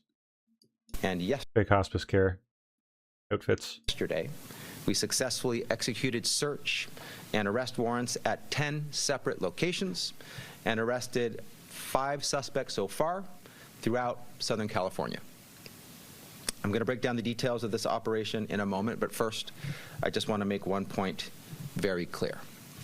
This is just the latest example of the California DOJ's long-standing. Let me know if you guys see any like funky stuff going on, like any weird video or audio issues. I got my computer working like really hard right now, so ongoing hopefully it's still and going okay. successful efforts to combat hospice and Medi-Cal fraud. And yesterday, we successfully executed search and arrest warrants at 10 separate locations and arrested 5 suspects so far throughout Southern California. I'm going to break down the details. Yeah, CPU's going 100%, man. Dang near 300 watts. 300 watts. It's crazy. Thing sucks power.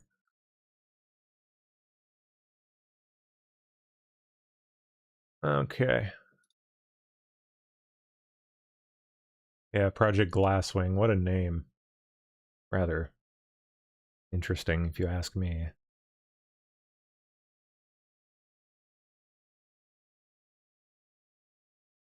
Brought to mind the legend of Icarus with his wax wings, but glass instead. Batter. Raining shards of death on all below. Could also be really pretty, and I don't know. If you don't break them, I don't know if that's what they're going for. Weird name.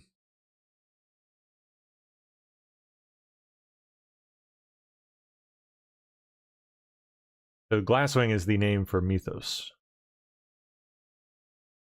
They were announcing Project Glasswing, a new initiative that brings together Amazon Web Services, Anthropic, Apple, Broadcom, Cisco, CrowdStrike, Google, JP Morgan Chase, the Linux Foundation, Microsoft, NVIDIA, and Palantir. Oh, pardon, Palo Alto Networks. I thought it was Palantir. In an effort to secure the world's most critical software. Yeah, they're going to be releasing Mythos Preview in a limited release to these organizations in an effort to basically secure the internet ahead of releasing further advanced models, because getting good. Opus is already really good. Well, was anyway, before they hamstrung the shit out of it to run this thing. It's been bad. Like, I've been noticing it big time. When I first subscribed to their service, crazy good.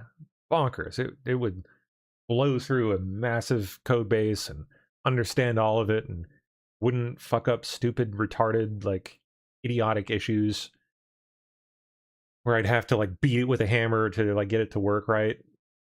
But then all of a sudden, like a week ago, it started turning into a retard. Like, overnight, it was straight up retarded. Like, it just makes... Sometimes it's great, it's still great, and it does its awesome coding, like usual, but then out of nowhere, it'll just turn into a moron.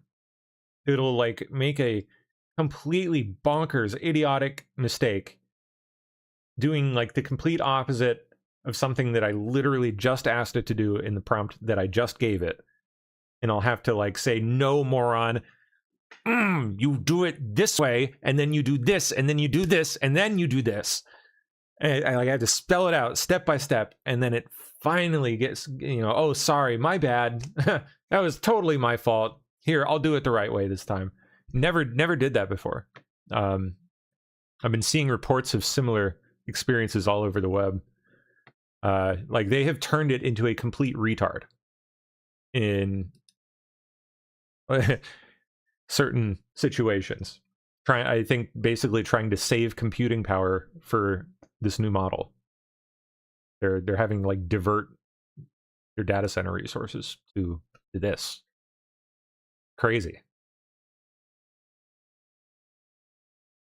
And it's also kind of shitty, like, and ominous. Like, they can, like, you can pay what, like $100, $200, depending on what tier you're at, for a service.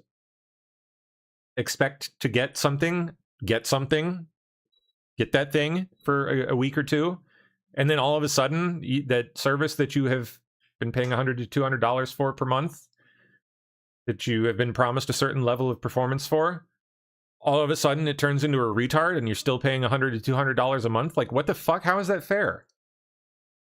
Not fair, is it? Fucked up. Of course, that's also not taking into account how massively underpriced these services already are anyways, so complex situation. But still, just leaves a bad taste in the mouth.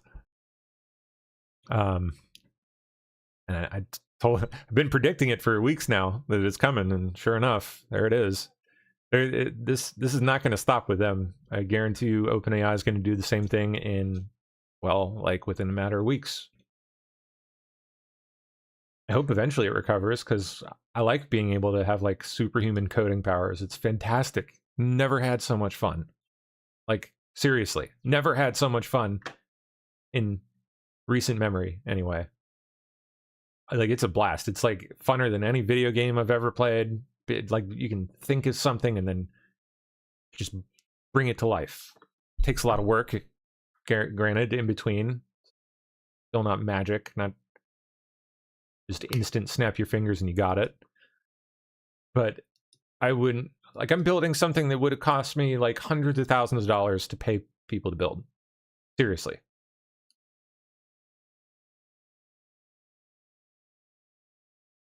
Well, it's mind-blowing. Amazing stuff.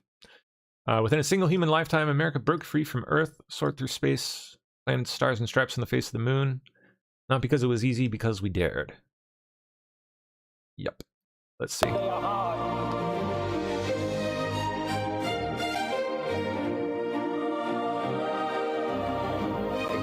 sequence starts. 6, 5, 4, 3, 2, 1, 0. All engine running.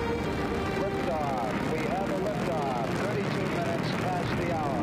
Liftoff on Apollo 11.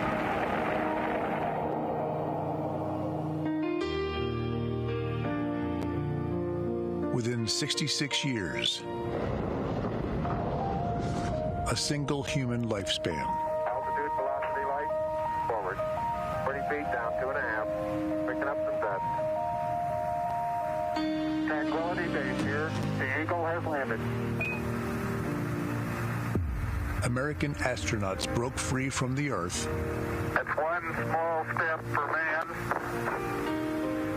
Stretched their hands through the endless void. One giant leap for mankind. And planted the stars and stripes on the face of the moon.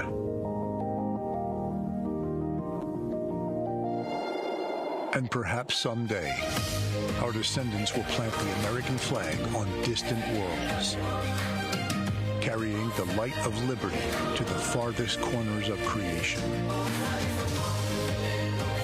reminding all generations that for the United States of America, there is no frontier too far, no dream too bold,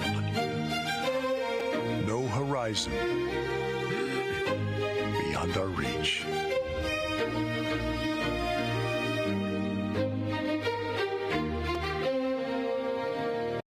$250 event's going to be really cool. I'm looking forward to that. Excuse me. Operational activities halted at several energy facilities in Saudi Arabia due to recent attacks. These attacks included one of the pumping stations on the east-west pipeline, leading to a loss of approximately 700,000 barrels per day in throughput. Oh, ouchie.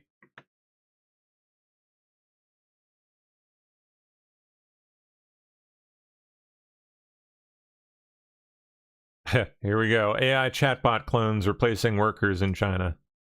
For what? In what roles? A big concern with AI is job loss. But what protections are in place for Americans? China has been forced to adopt protections for workers against being replaced by AI. In China, culturally, the tech industry is a bit more competitive and accelerated. Workers there have, I'm sure, realized that filling out lists of their skills to feed into AI means a high chance of being replaced. NTD's Sean Marshall has more details. A tech worker in China mentioned on social media that a coworker was laid off, and as soon as they walked out the door, an AI program called Skill popped up to take their place. Management calls it process optimization. Workers call it worker distillation, jokingly named after AI distillation. That's when funny. An AI worker distillation program feeds information into a smaller AI to make a more streamlined program. A GitHub. I'm in the middle of using 2 distilled models right now. A program called on my computer. That's what's working so hard. Worker replacement program has been going viral.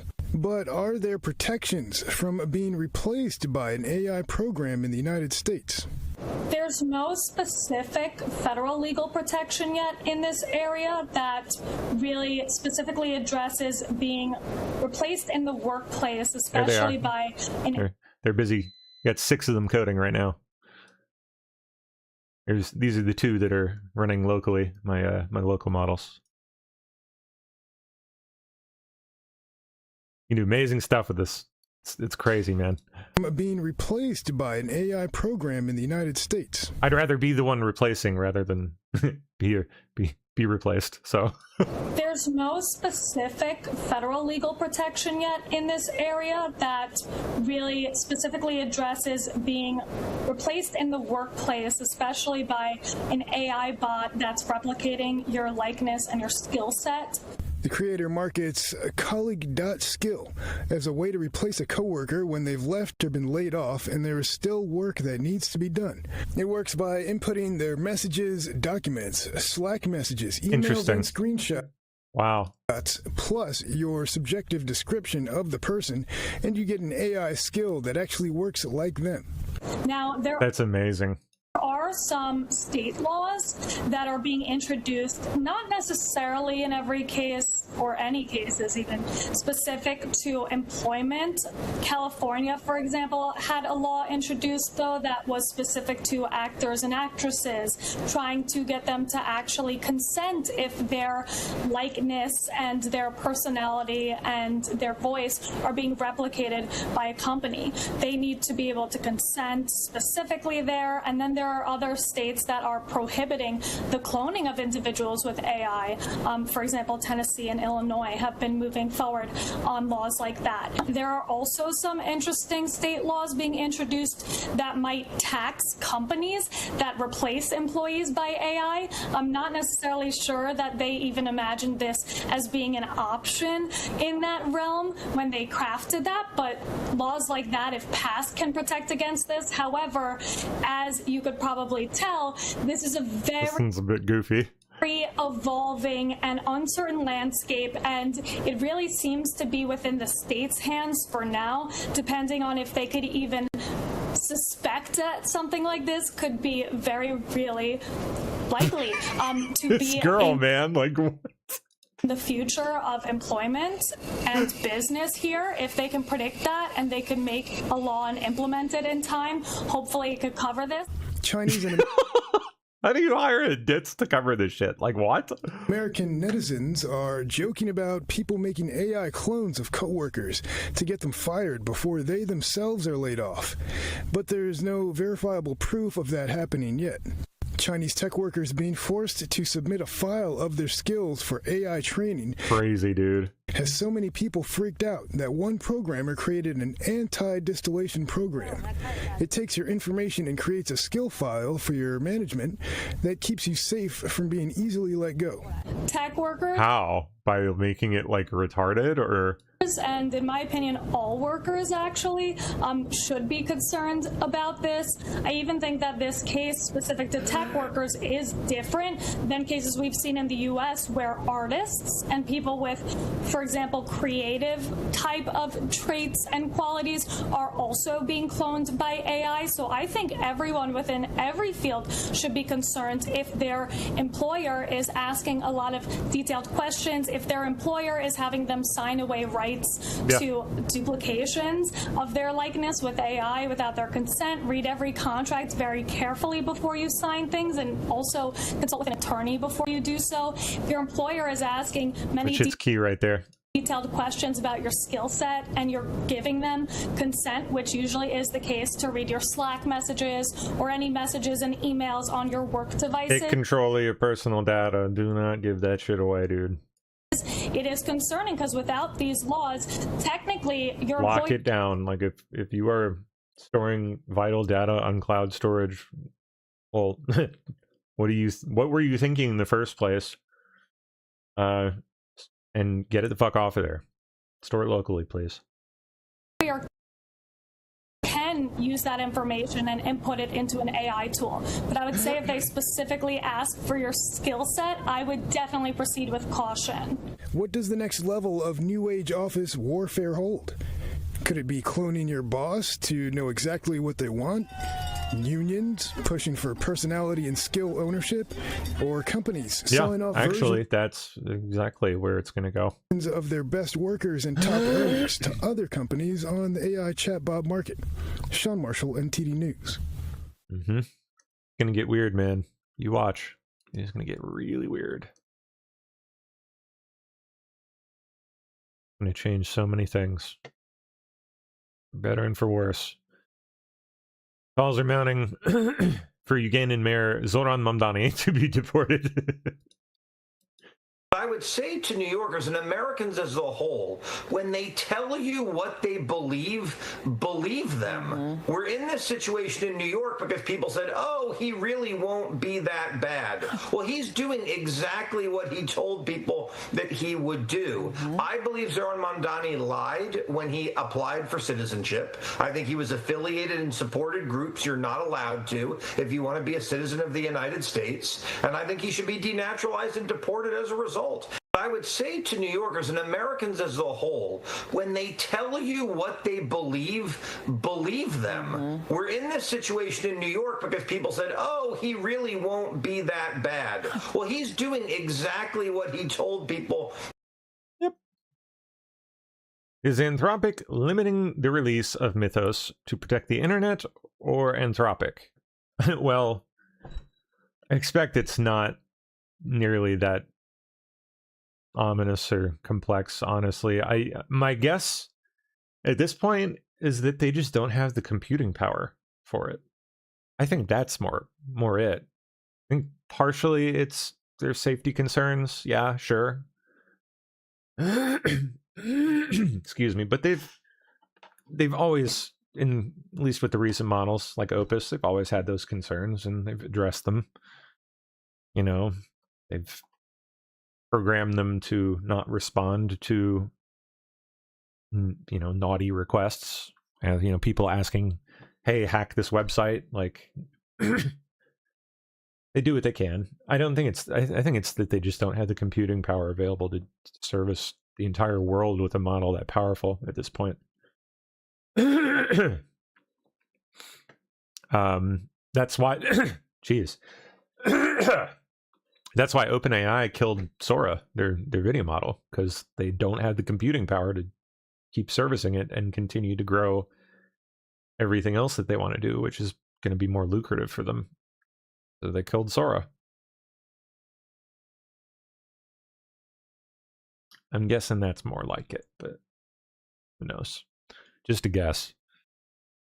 After pressure from President Trump, NATO says they're willing to help in the Strait of Hormuz. So one day after meeting with President Trump, NATO Secretary General Mark Rutte says that the alliance is willing to, quote, play a role in protecting the Strait of Hormuz, quote, if it can help.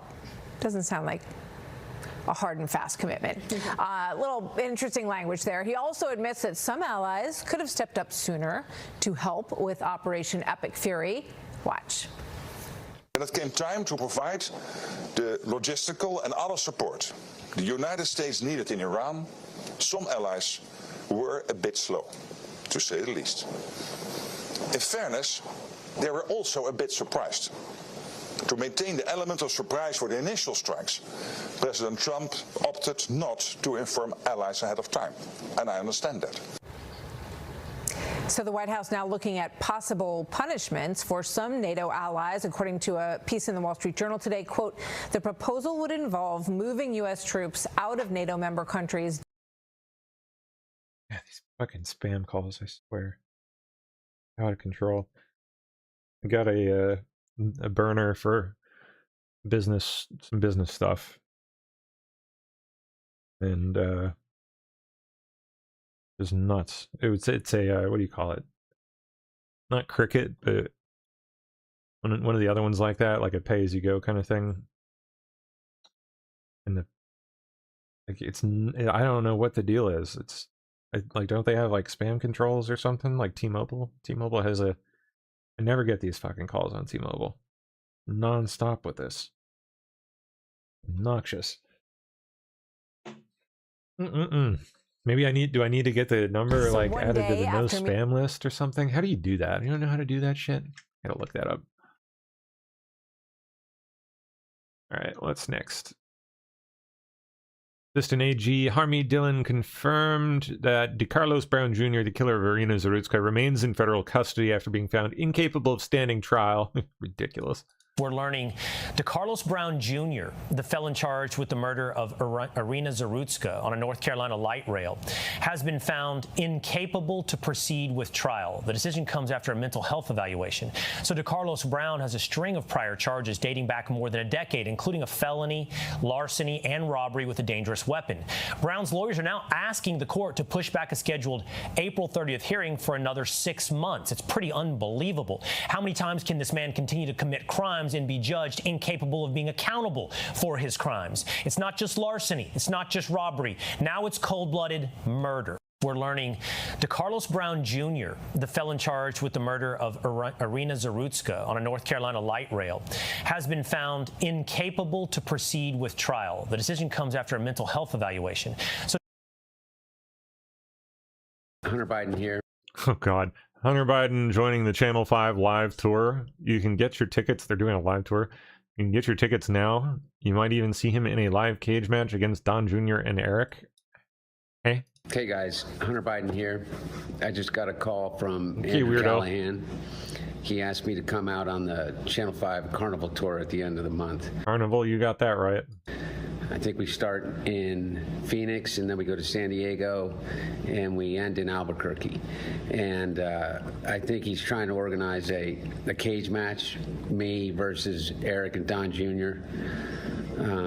I told him I'd do it, 100% in, if he can pull it off. He must need the money. And if he can't, I'm still coming. And I think he's got a lot of other surprises up his sleeve, a lot of fun. And I hope I can see you guys out there. You can get tickets online right now, and I'll see you out on tour. We covered that post. Frantic UK Prime Minister Keir Starmer just called Trump about helping to secure the Strait of Hormuz. Just got some developing news that's just come into us in the last few minutes from Downing Street, and a Downing Street spokesperson has said that the Prime Minister spoke to President Trump from Qatar this evening. The Prime Minister set out his discussions with Gulf leaders and military planners in the region on the need to restore freedom of navigation in the Strait of Hormuz, as well as the UK's efforts to convene partners to agree to a viable plan. They agreed that now there is a ceasefire in place, an agreement to open the strait. We are at the next stage of finding a resolution. The leaders discussed the need for a practical plan to get shipping moving again as quickly as possible. They agreed to speak again soon. So that was the Prime Minister statement coming from Downing Street, that the Prime Minister has spoken to President Trump from Qatar. Just got some Okay. There are reports that Iran is charging fees to tankers going through the Hormuz Strait. They better not be, and if they are, they better stop now, Trump says.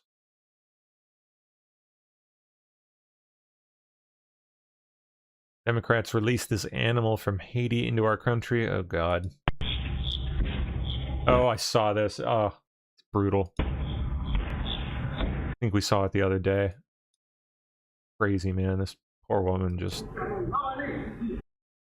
bashed her skull in with a hammer. I don't want to watch it, even blurred out. It's thick.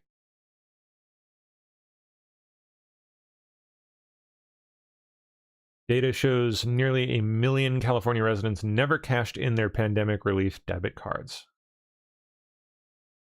There's $400 million in untouched money sitting on cards. That is insane. What?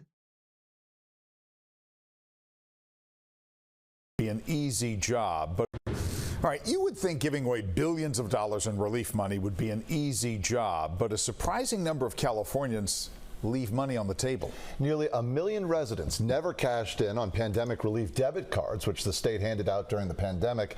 It leaves $400 million untouched. $400 million. 7 on your side anchor Stephanie Sierra is here with that story. Steph. Yeah, Dan and JR, it's hard to believe people aren't spending free money. These payments were meant as emergency inflation relief 4 years ago, but nearly 1 million Californians never even activated those debit cards, and time is running out to spend it. As the world was emerging from the pandemic 4 years ago, prices were surging at gas stations and grocery stores. In response, California lawmakers tapped the once healthy budget surplus and handed $9.2 billion to struggling residents. Millions and millions of Californians are now getting up to $1,050. It's called the middle class tax refund. Or not. And it's our way of getting money back into your pockets to help with everyday expenses. Governor Gavin Newsom How on earth? Like, what the fuck, man? promised fast relief. So make sure to look out for a debit card in your mailbox. Debit cards loaded with hundreds of dollars each were mailed to more than 9 million Californians. But 4 years later, statistics show nearly 1 million Californians never bothered to use their debit cards, leaving Why? $400 million untouched. Another 4.5 million debit cards still have It is crazy. money left on them. And if cardholders don't cash in by April 30th, all that money goes back to the state. It was nice to have the debit card, but yeah, I didn't need it, so I figured I'll just keep it as emergency. Cardholders like David Kennedy of Daly City say they didn't need to use the money right away, in spite of the pandemic inflation. He just found his card stashed in a drawer. It had a $350 balance. I just happened to stumble upon it and look at it, and I said, oh shoot, it's going to expire. I just set it aside and kind of forgot about it. Jennifer G. of Concord never used her debit card either. Gives me that. I'll take that. She You can just give that to found me. it stored with her coupons. It had a $500 balance. She and David each realized they better use the money or lose it.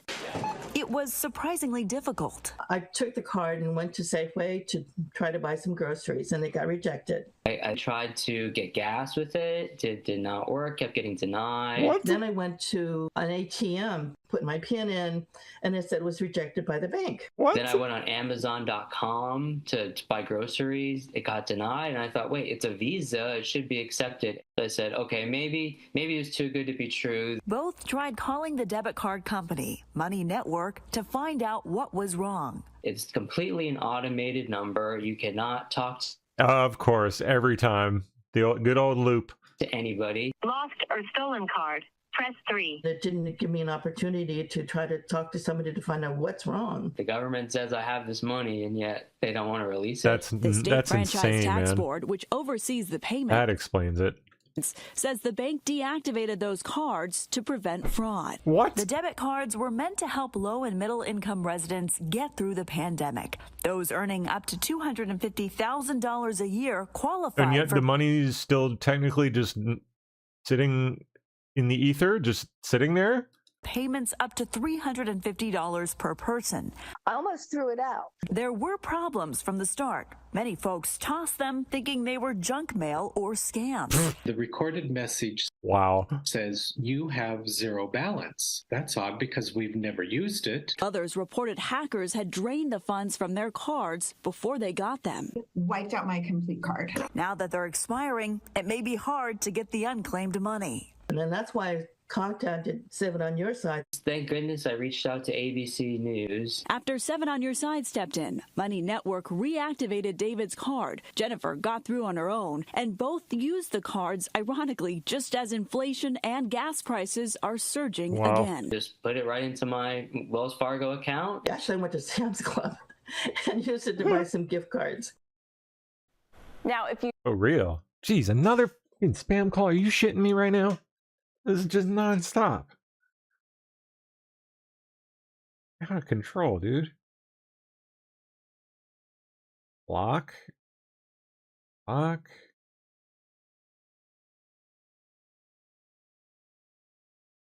Ridiculous. CVS? I don't know why CVS is calling my burner phone.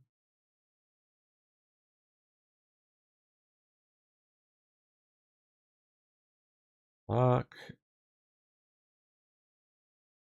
Block. Block. Jeez. Like 20 today alone. Absolutely ridiculous. Nonsense. All right. What's next? At the top of the hour, but it's Thursday, and I don't think anyone is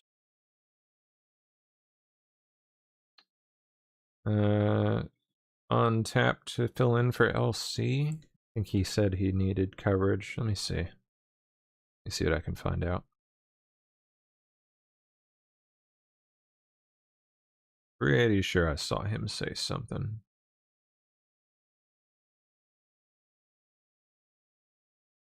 Question is when and where.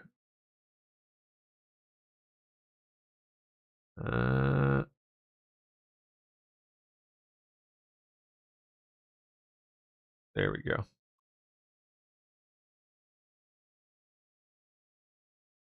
Okay, it would be Ms. BW3. I guess she's supposed to cover. She might have the time zones mixed up though. Still, it happens. If you're out there, if anyone sees her, just let her know LC's on next 2 hours here. I can keep going till whenever though. Let's see what else we can find.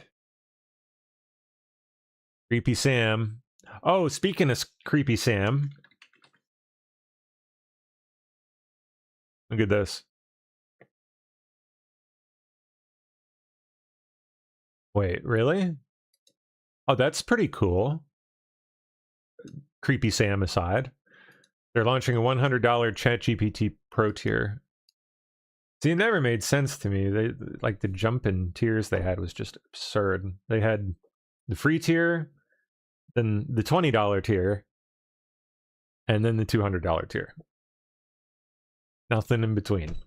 Like all in or nothing.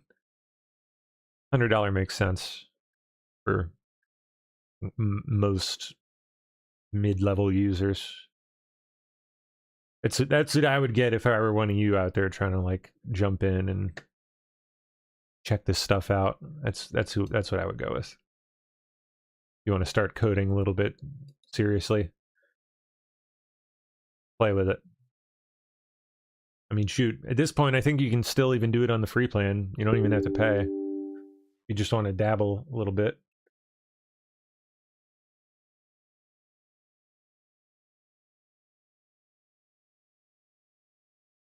Yeah, it's getting quite good.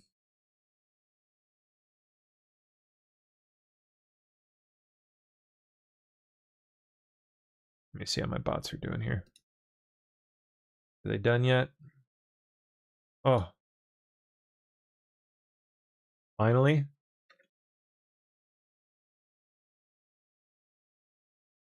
Yep, just about. Cool. All right. Well, anyway, back to Creepy Sam. Speaking of Creepy Sam, saw some weird news make the rounds today about him. Here it is. Nectome, the Portland, Oregon tech company that Sam Altman is apparently on the waitlist for since 2016, so they can kill him, harvest his brain, scan it, and upload it to a computer or to the internet. I don't know. I think Dom's kind of stupid. He might be confused a little bit, but which would allow him to live forever. They just confirmed that they have apparently successfully reanimated a dead pig's brain in the Matrix, and are about to be ready to take human brains like Sam's. Well, are you going to follow through, Sam? You're going to let him chop your head off and harvest your brain? Upload it to the web? Sam GPT? Are we going to get Sam GPT soon?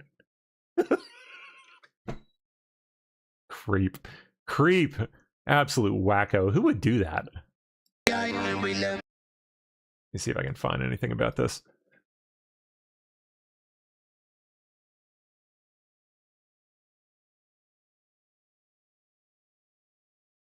Backing up your brain to the cloud. You have anything fresh on this? Filters last year.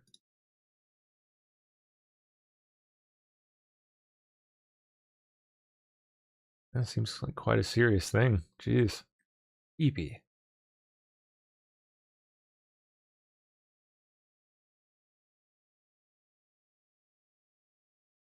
Come on now. Hey there. Welcome to Life Noggin. Oh, a pizza bagel. Sweet. This video was made possible thanks to all of that information. This looks gay. We're going to skip that.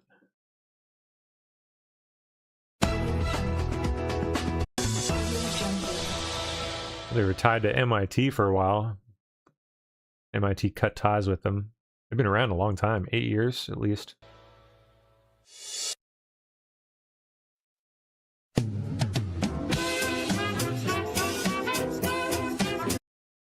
Y Combinator, yeah. Not too much talk about them here.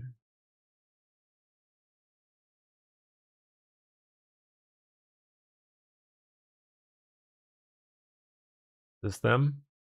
Oh, that's Alcor. That's the the other famous big one. Actually freezes people.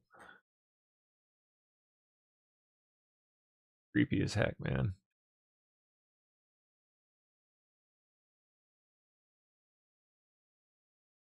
Oh, come on. Come on now. Snap out of it. Still more immigrants from the future arrived at the Oh, dear. Catherine Herridge. Okay, what do we got here? Retired CENTCOM commander gives exclusive in-depth analysis of Operation Epic Fury. Okay, that could be interesting. Why not? General Joe Votel was the commander of U.S.